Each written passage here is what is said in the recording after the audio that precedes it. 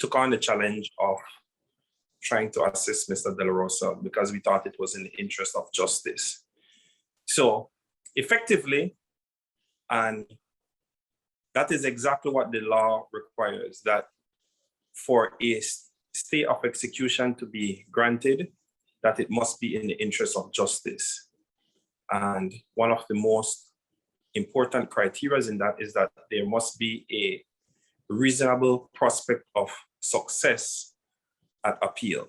And so today what we would have had to convince the learning magistrate was that on appeal, that it was in the interest of justice for this stay to be granted, and that we had a reasonable prospect of success for the appeal. We had submitted our stay of execution, and our appeal is basically on two grounds.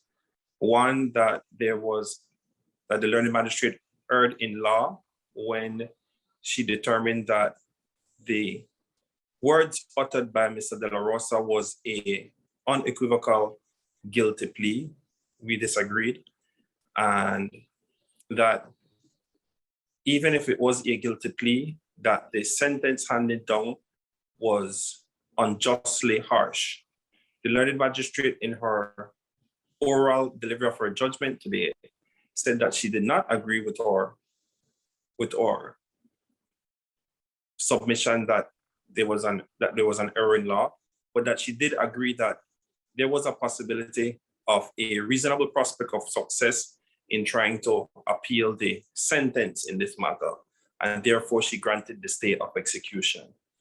Essentially, the stay of execution is a halt as to the judgment handed down by the court, and so basically a pause, and so Mr. De La Rosa would be granted his freedom.